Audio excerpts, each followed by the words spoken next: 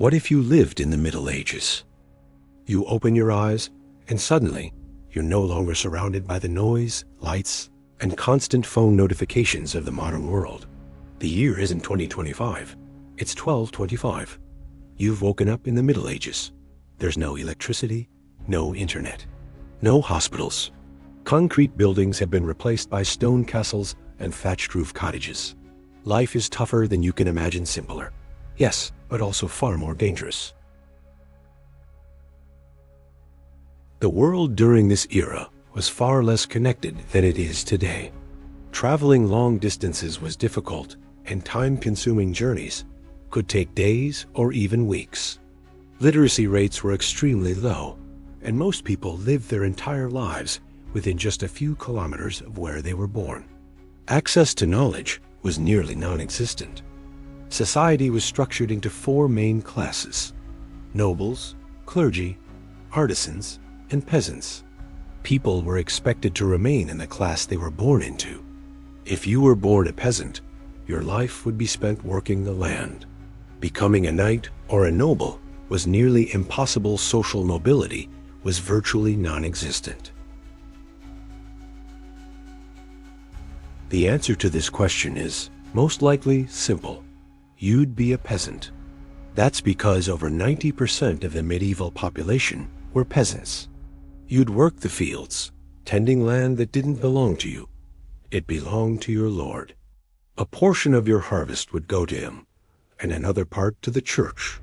Whatever remained was yours to live on, though it often wasn't enough to truly survive. Your home? A one-room cottage made of mud brick or stone with a thatched roof. Your diet would consist mostly of grains. Dark, coarse bread made from barley, oats, or rye was your staple food. Meat was a luxury, especially for peasants. Vegetables were seasonal. If you were lucky, you might have become a craftsman instead. A shoemaker, blacksmith, carpenter, or miller. But what if you had been born a noble? You'd live in a castle, attend banquets, go hunting, and compete in tournaments. But this life was reserved for a tiny, privileged minority. Another option would be to become a member of the church. You would live in a monastery as a priest or monk, a life of silence, prayer, and study. If you wanted to be a merchant, you'd need courage. Long journeys, dangers, bandits, and disease would all be part of the job. As a peasant, your day would begin with the crowing of a rooster. There were no alarms, no clocks. When the sun rose, so did you. The first task of the morning was feeding the animals. Chickens, goats, maybe a few sheep or a cow. Then it was off to the fields. The work you did varied with the seasons. Harvesting in summer, chopping firewood in winter, grinding grain in the fall, and assisting with animal births in spring. Occasionally, a traveling bard would pass through the village, telling stories and singing songs. Weddings and religious festivals were the rare moments of celebration. If you lived in a town, more accurately, a small medieval city, your day would be a bit different. You'd open your workshop early and wait for customers. Professions included tinners, tailors, bakers, and blacksmiths. For women, life was even harder. They were responsible for the household, raising children, and often working the fields as well. When men went off to war or traveled, it was usually women who managed the village in their absence. Even if you were a noble, daily life wasn't free of challenges. You'd be expected to host guests, attend hunting parties, and take part in tournaments, all part of your duties. If you fell ill during the Middle Ages, you wouldn't find a trace of the comforts modern medicine offers today. There were no antibiotics, no vaccines, no sterilization. If you had a toothache, your only option was to have it pulled, but not by a dentist, most likely by a blacksmith or a barber. Plagues and epidemics were a routine part of life and death.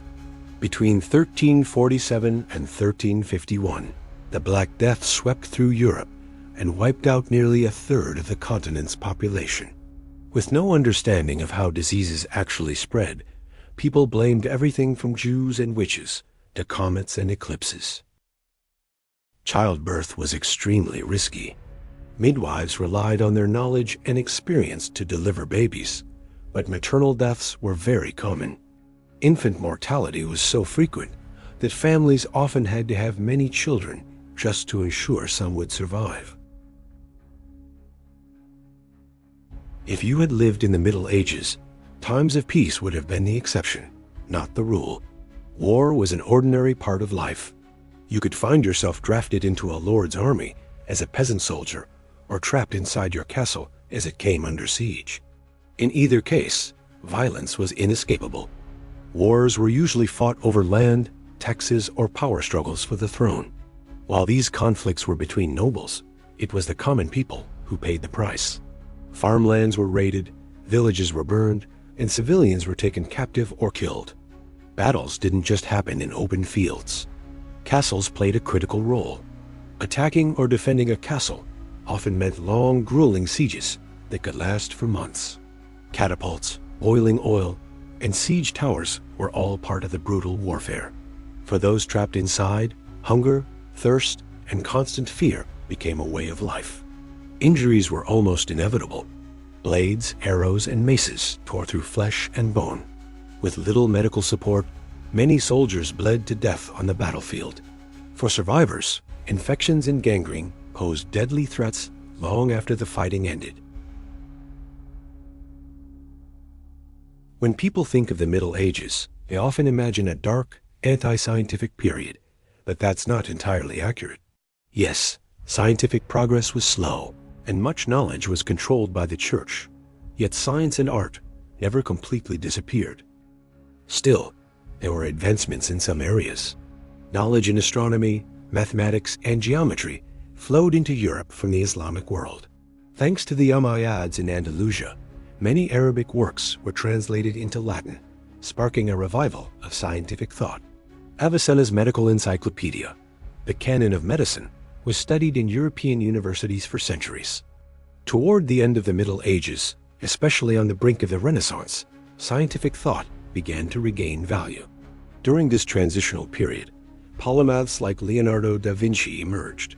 However, if you had been born in the middle of the Middle Ages, chances are you wouldn't have pursued science or art. Instead, you'd likely be working the fields or dying in battle. Art and science were privileges mostly reserved for nobles and clergy. For the rest of the population, survival was the only priority. The Middle Ages were, in many ways, a harsh and difficult era. Yet the traces of that time still echo in our world today. Some of the foundations of the modern world were laid during this period. So, what are the most important legacies the Middle Ages have left us? First and foremost, the roots of modern legal systems can be traced back to this era. Feudal justice systems laid the groundwork for today's courts. Documents like the Magna Carta marked some of the earliest efforts to define individual rights and limit the power of rulers. Many Western constitutional systems today are direct descendants of these medieval frameworks. Agricultural advancements had a lasting impact as well. The three-field crop rotation system, improvements in plow technology, and the widespread use of water mills all boosted productivity. These developments led to population growth and the rise of towns and cities. Even today, some rural farming techniques can be traced back to this period. Agricultural advancements had a lasting impact as well. The three-field crop rotation system, improvements in plow technology, and the widespread use of water mills all boosted productivity. These developments led to population growth and the rise of towns and cities.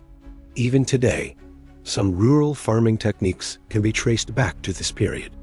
If you had lived in the Middle Ages, your life would most likely have been harsh. But this era also holds the key to understanding the world we live in today, because traces of the past are still all around us.